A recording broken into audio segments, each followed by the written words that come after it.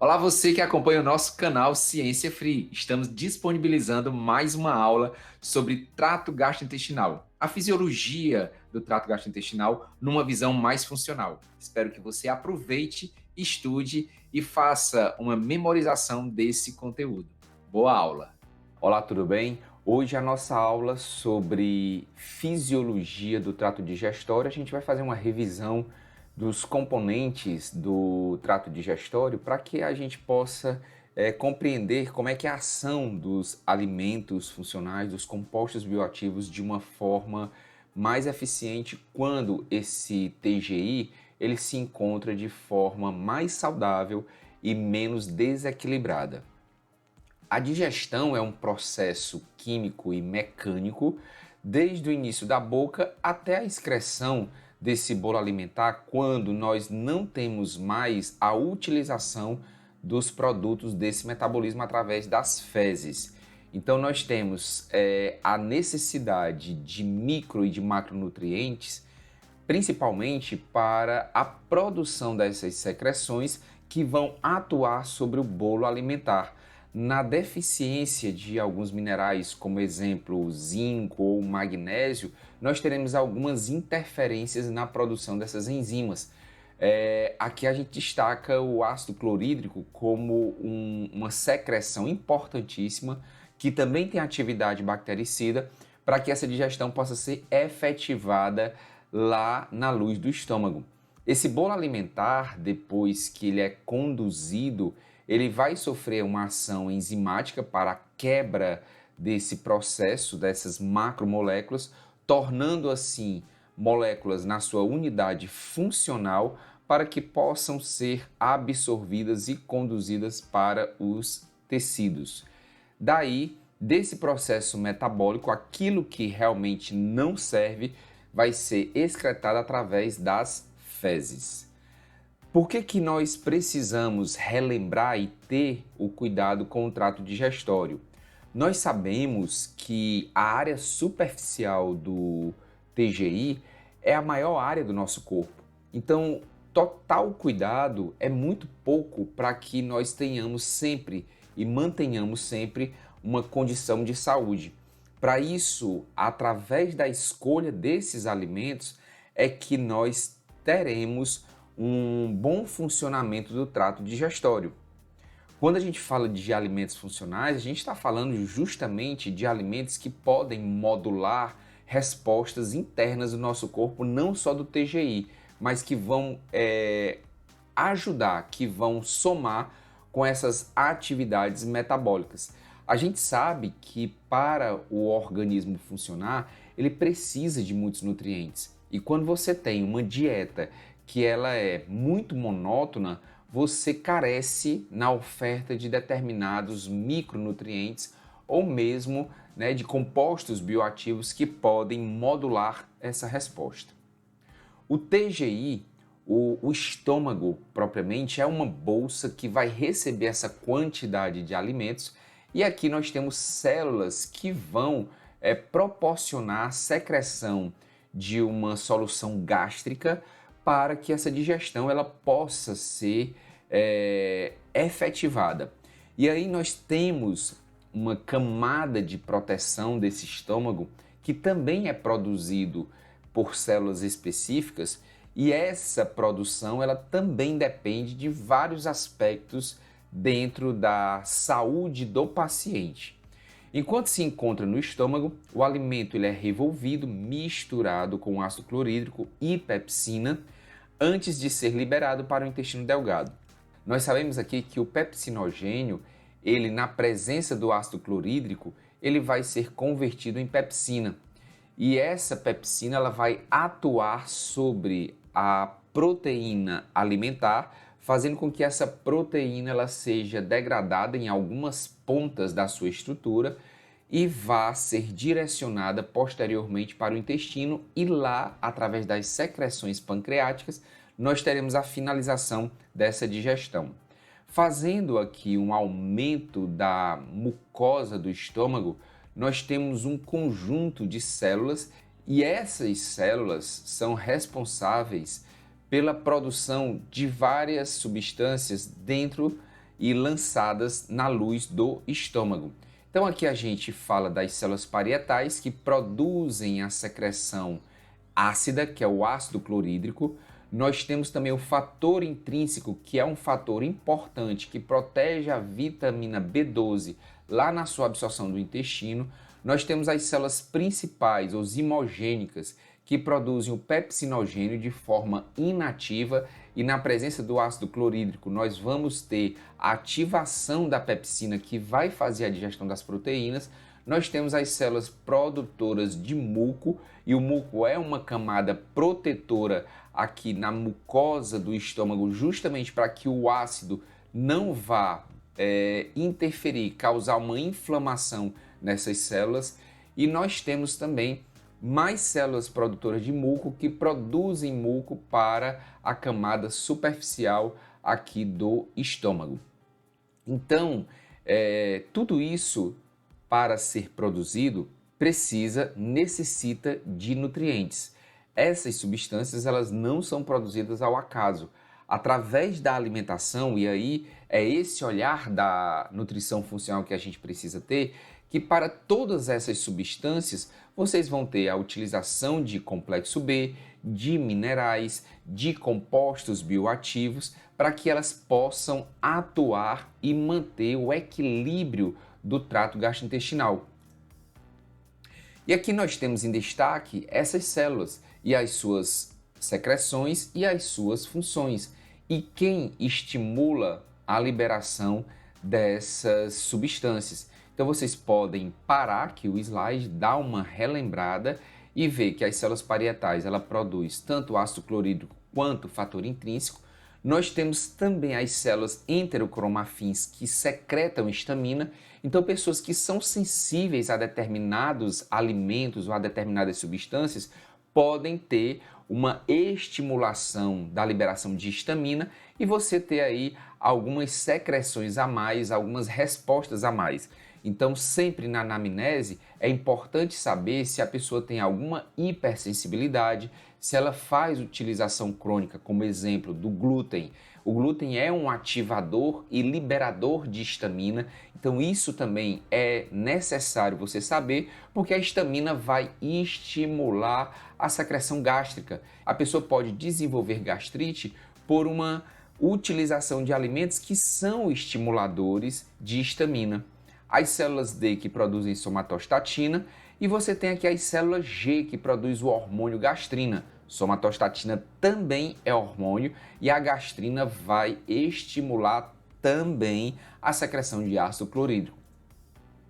O trato gastrointestinal, ele é conseguido através de uma modificação do olhar para o alimento, do equilíbrio do que você realiza dentro da sua alimentação e da prescrição para o paciente. Sempre a gente é o sujeito da ação para que a gente possa prescrever isso para um outro paciente. Então esse equilíbrio de cada região do trato gastrointestinal, ele é importante para que você possa ter uma saúde gástrica de forma positiva.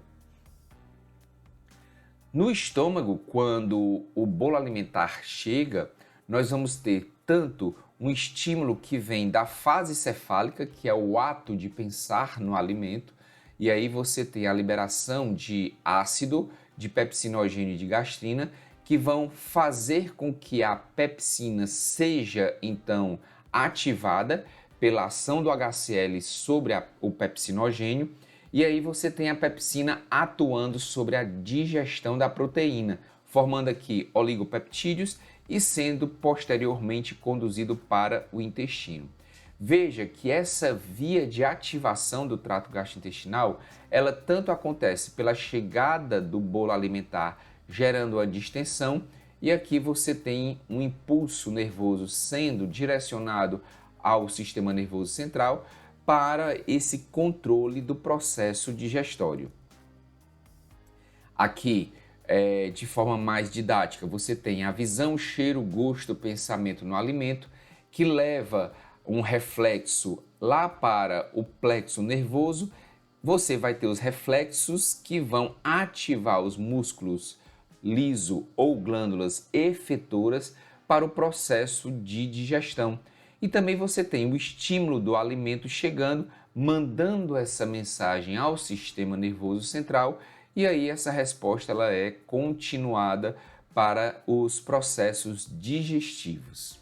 De uma outra forma, quando o bolo alimentar chega à luz do estômago, nós vamos ter aqui neurônios que são sensíveis a essa resposta, e essa modulação ela começa a acontecer de forma interna através da secreção de hormônios, ou mesmo de forma parácrina, quando eu libero hormônios e essas células estão todas na circunvizinhança, eu vou ativando um processo em cascata para a produção de HCl, para a ativação do pepsinogênio em pepsina, e assim a digestão ela possa acontecer.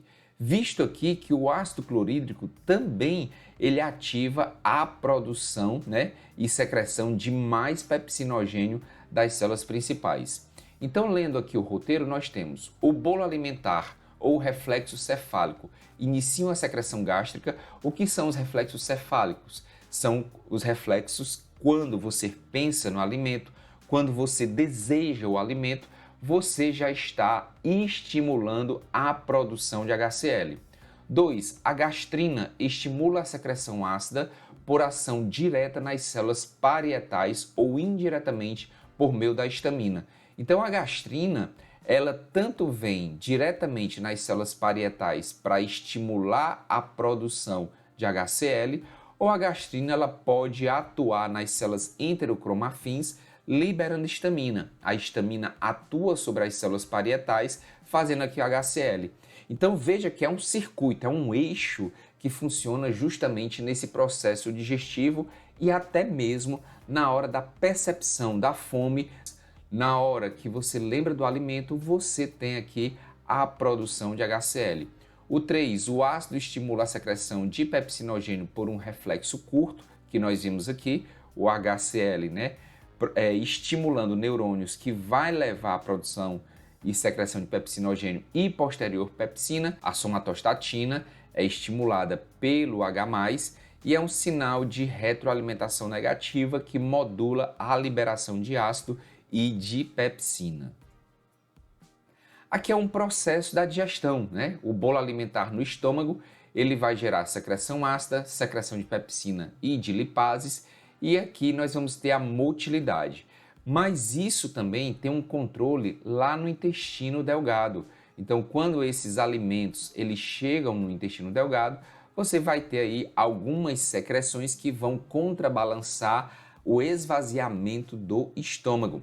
E aí esse quimo no intestino, ele vem com carboidratos, dependendo da dieta, obviamente, proteínas e gorduras. E aí você tem alguns fatores liberadores que vão estimular a secreção de insulina antes mesmo do alimento chegar na circulação.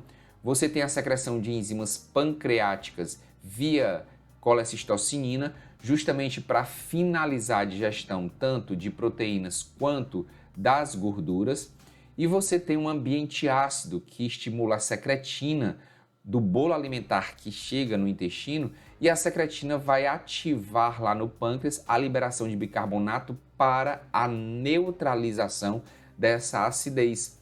Assim você tem uma homeostase, você tem um controle, e para isso, destaco mais uma vez, para todas essas substâncias serem formadas, eu preciso de nutrientes. Quando a gente fala muito de vitaminas e minerais, é porque a importância desses micronutrientes para a síntese e estimulação dessas substâncias. Aí a gente tem o olhar para o intestino, porque lá no intestino é onde vai ocorrer toda a absorção. Se eu não tiver saúde nessas células intestinais, certamente o meu sistema imunológico que está localizado nesta região, ele vai ser acionado. Então o paciente ele vai sempre apresentar algumas alterações dessa mucosa intestinal quando há um processo que a gente conhece tanto de irritação da mucosa intestinal, também quando há um afastamento leaky gut, que é a permeabilidade, aumento da permeabilidade de uma célula a outra.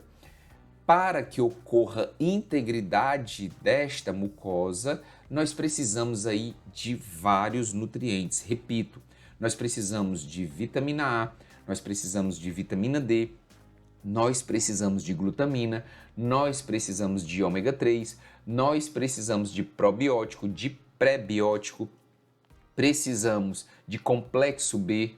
Então, na prescrição, sempre você vai primar para a saúde do intestino, porque 70% do nosso sistema imunológico está na base do nosso trato gastrointestinal. Se eu tenho alterações de mucosa, eu vou fazer com que algumas moléculas que não eram para atravessar essa barreira, elas atravessem. E quando essa molécula que não era para atravessar, ela atravessa, ela é reconhecida como antígeno. Aqui o meu sistema imunológico ele vai atuar e vai gerar uma resposta imunológica, que esta resposta nada mais é do que uma inflamação. E dentro desse intestino, dessa mucosa, desse ambiente, nós temos aí uma quantidade significativa de bactérias. Também temos parasitas, também temos fungos, mas as bactérias já é sabido que têm um papel relevante na modulação da nossa saúde. Quando nós avançamos do intestino delgado para o intestino grosso, nós observamos a mudança das espécies ou dos filos de bactérias e também da quantidade. E aí nós temos um detalhe, essa quantidade ela é menor no intestino delgado, justamente porque o bolo alimentar aqui ele ainda se encontra na forma líquida e há um deslocamento mais rápido quando comparado ao intestino grosso. No intestino grosso, nós temos aqui uma população de 10 a 11 até 10 a 14 bactérias. É muita bactéria que nós temos distribuído no nosso corpo e essas bactérias compõem aproximadamente 60% do bolo fecal. Veja que o pH também ele vai variando no decorrer do intestino e isso tem um componente também das secreções gástricas. Para isso, nós precisamos de micronutrientes. E aqui você vê a função, né, de cada região do nosso intestino. E para a integridade dessas paredes, nós precisamos desses nutrientes. Estou repetindo bastante para que você sempre pense na visão funcional, trabalhar os micronutrientes e compostos bioativos. Nesse slide, a gente faz essa correlação dos alimentos industrializados e o prejuízo que eles causam à nossa mucosa gástrica e intestinal. Porque aqui eu tenho os aditivos alimentares, eu tenho uma quantidade de açúcar, eu tenho muitos refinados, eu utilizo compostos que são considerados inflamatórios para o organismo, baixa quantidade de compostos bioativos, mas é um padrão da dieta ocidental brasileira. Isso na anamnese precisa ser muito bem investigado do paciente, porque algumas correlações patológicas elas se dão principalmente pelos hábitos alimentares deste paciente. E aqui a gente destaca o açúcar, os produtos industrializados ricos em frutose, nós temos as gorduras saturadas que têm um impacto direto sobre a mucosa intestinal e o aumento de bactérias gram-negativas e os produtos refinados. E também fazemos um destaque para o glúten, que tem uma capacidade de alterar o funcionamento das células intestinais. Outro detalhe é o sono. As pessoas que têm um ciclo de sono reduzidos diariamente, elas vão ter comprometimento do trato gastrointestinal. A utilização de eletrônicos, o tempo médio, acredito, eu sempre falei de 8 horas, mas eu acredito que as pessoas têm passado muito mais tempo diante das telas. Isso tem um impacto emocional, tem um impacto sobre a produção de melatonina, que regula o sono. A falta de exposição à vitamina D. Esta vitamina ela está relacionada com muitas funções fisiológicas, metabólicas, imunes, anti-inflamatórias, quando nós não temos níveis de vitamina D adequado. E, obviamente, o sobrepeso como um grande vilão dessa história de produção de inflamação.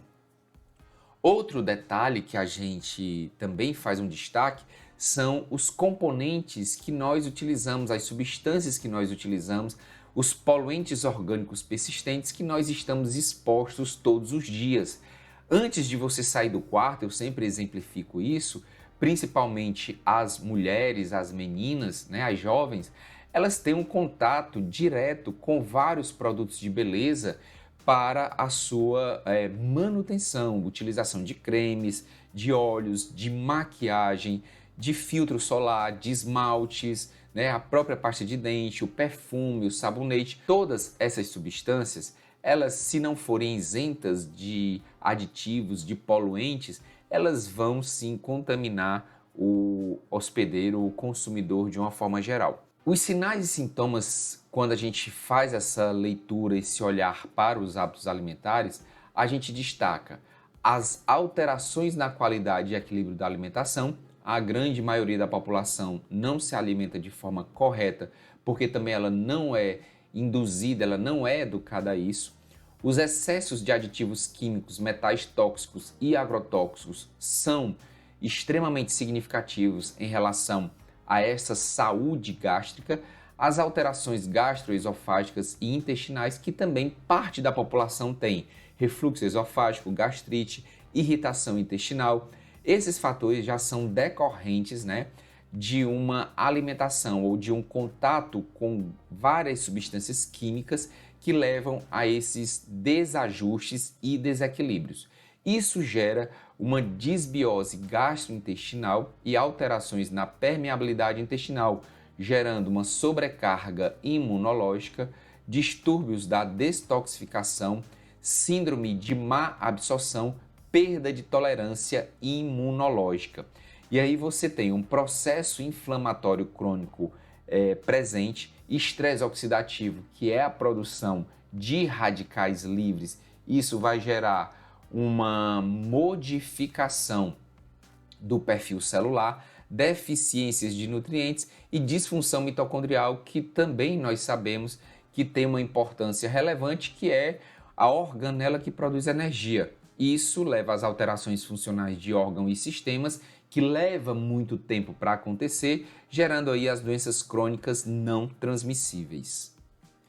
O papel do sistema imunológico na mucosa intestinal é justamente proteger o nosso organismo de antígenos oportunistas. E esses antígenos oportunistas acontecem justamente quando eu tenho uma modificação das Stike-Johnsons. Eu aumento essa permeabilidade e essas substâncias elas atravessam.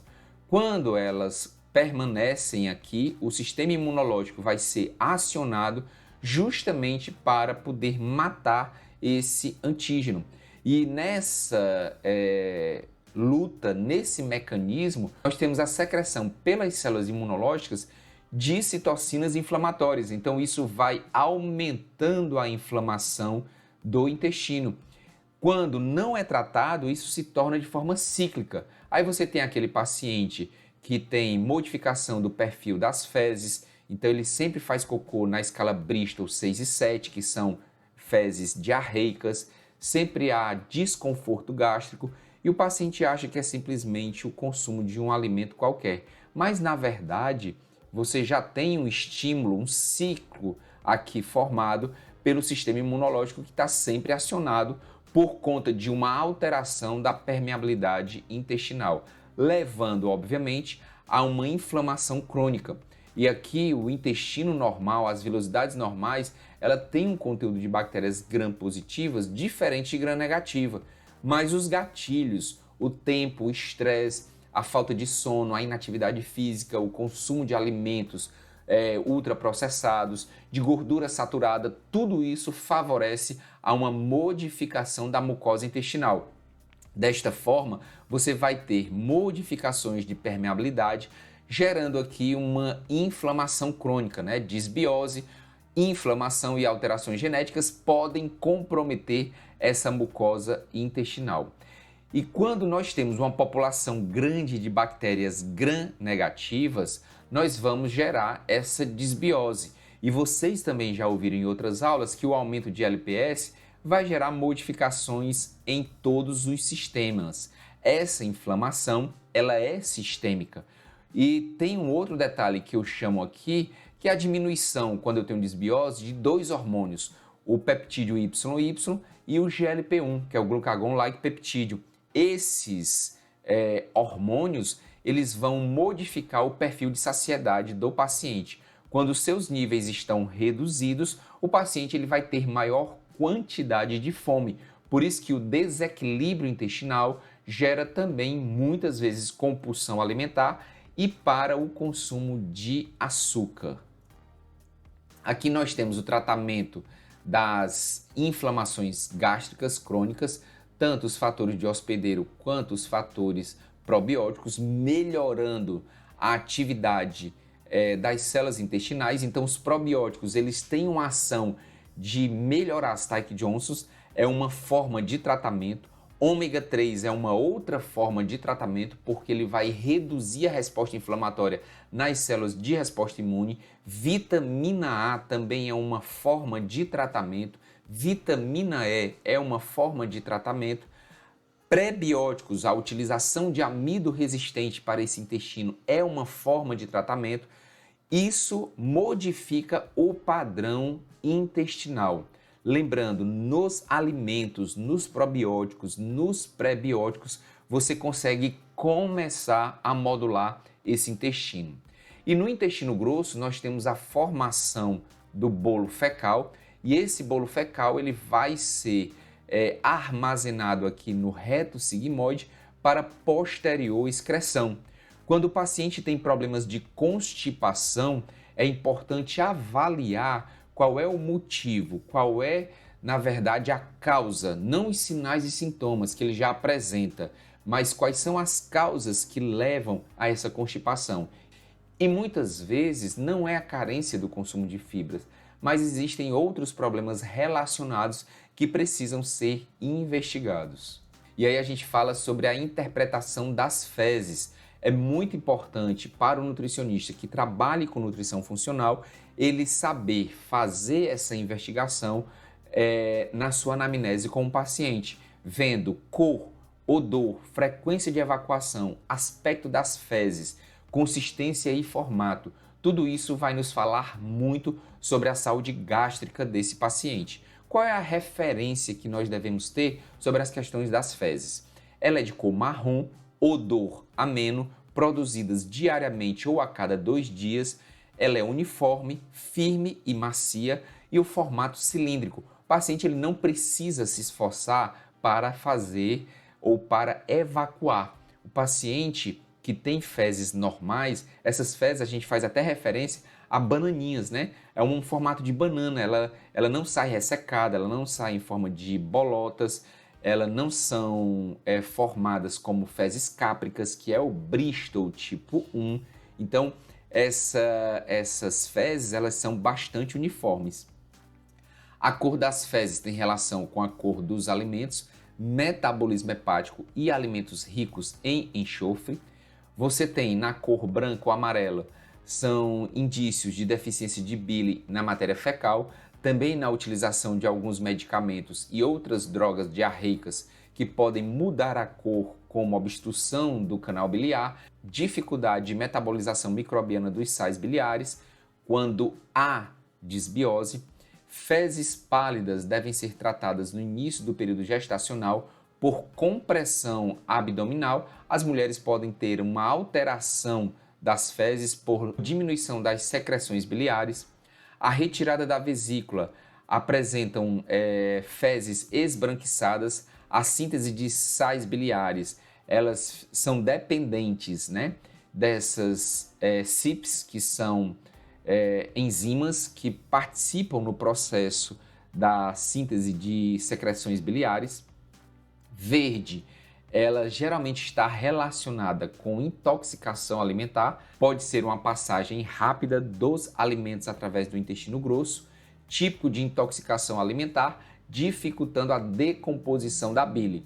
Também pode ser pelo consumo de alimentos de cor verde. A espirulina, que é uma alga, é uma fonte para pacientes veganos de vitamina B12, mistura de bebidas saborizadas e também de picolés, aqueles que têm bastante corante. Vermelho pode indicar sangramento na porção inferior do trato gastrointestinal, intestino grosso e reto, decorrente de hemorroidas, e isso é indicação de colonoscopia. Pode ser algum pólipo, alguma alteração. Também isso precisa ser investigado, fazer essa correlação com as fezes do paciente. E você pode encontrar também manchas boiando de cor vermelha. Preto pode indicar sangramento na porção superior do trato gastrointestinal. Nós chamamos esse evento de melena. O consumo de suplementos de ferro e algumas substâncias que modificam a coloração dessas fezes também precisam ser observadas e perguntadas ao paciente. Odor e frequência. O odor fétido pode ser por compostos enxofrados, exemplo aqui a batata doce e a cebola tem muito enxofre. Sobrevivência de bactérias Clostridium difficile, que são bactérias gram-negativas, e a gente relaciona isso com pessoas que fazem utilização com frequência de antibióticos. Quadros de depressão, de ansiedade, agitação, fibromialgia, enxaqueca e dores crônicas podem também ter essas correlações com a frequência de evacuações. Isso tudo pode gerar inflamação, o que? Baixa quantidade de atividade física, obesidade, estresse crônico, baixa quantidade de sono, níveis de vitamina D insuficiente, poluição e tabaco, espécies reativas de oxigênio, AIDS, que são espécies de glicação, aqueles produtos de fritura, carga glicêmica dos alimentos elevada, ácidos graxos saturados e trans também elevados no consumo, baixas de magnésio, zinco, selênio e vitamina K são responsáveis por aumento de inflamação, padrões moleculares de patógenos e padrões moleculares de células mortas também geram inflamação por ativar o nosso sistema imunológico, e o trigo, a gente sabe que existem pessoas que são muito mais sensíveis ao consumo de trigo. A gente faz uma reflexão justamente sobre esse artigo que fala sobre a homeostase. Quando nós somos crianças, nós temos muito mais resistência para a manutenção da homeostase, menos respostas pró-inflamatórias e melhor controle do peso. Quando nós vamos envelhecendo, ficando mais maduros, nós vamos tendo uma facilidade maior de ganho de peso, a nossa homeostase ela vai sendo diminuída e os sinais pró-inflamatórios eles são mais evidentes. Por isso a necessidade sempre do equilíbrio da alimentação desde o período da infância até chegar à fase mais adulta, mais idosa. Por quê? Isso gera respostas em vários sistemas quando eu não tenho um controle, porque os meus sistemas vão diminuindo a sua tolerância, o sistema imunológico ele fica mais agressivo e aí as inflamações elas são mais fáceis de acontecer.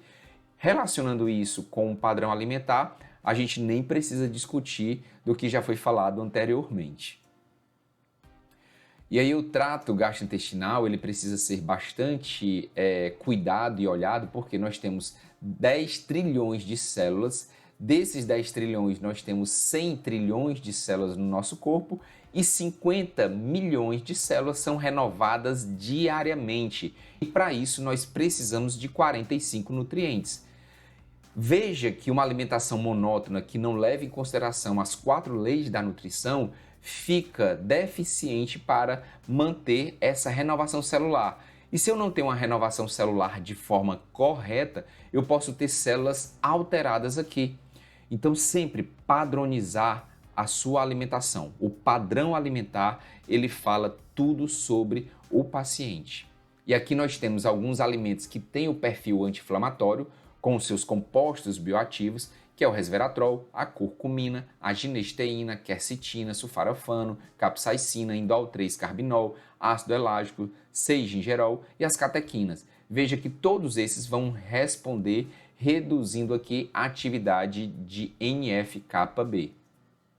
E esses alimentos aqui, esses compostos bioativos, vão ativar uma outra resposta para inibir NF-κB, NRF2. NRF2, quando se liga ao DNA das nossas células, vai estimular a via de produção de enzimas antioxidantes, enzimas que vão atuar sobre a inflamação. Por isso, a necessidade de se fazer sempre o olhar da nutrição com alimentos de verdade, com compostos bioativos. Não dá para fazer uma nutrição do século XX para controle de caloria. Às vezes é necessário, mas é um erro, porque você pode ter controle calórico bem bonitinho e uma dieta pobre em nutrientes, mais focado no valor calórico propriamente do que nos compostos bioativos, nos minerais e nas vitaminas. Então, lembrando, os compostos bioativos, eles tiram o bloqueio de uma proteína, liberam NRF2, NRF2 livre, ele se dirige ao núcleo e vai estimular uma área de expressão de antioxidantes que vai levar à produção de enzimas antioxidantes para o nosso corpo. Então, coma de forma saudável. NRF2 ele está ligado diretamente a mais de 200 genes, levando aí a uma regulação master das defesas antioxidantes. Aqui são vários compostos bioativos presentes nos alimentos que fazem essa estimulação de NRF2. Uma dieta variada, ela consegue ofertar quantidades significativas de compostos bioativos. Aqui esse artigo bem antigo, produzindo aqui respostas, no câncer. Então, a variedade, sempre destacando alimentos orgânicos ou biodinâmicos, isentos de veneno. No mais, eu espero que vocês tenham aprendido nesta aula. Vocês podem assistir quantas vezes vocês quiserem. Até a próxima!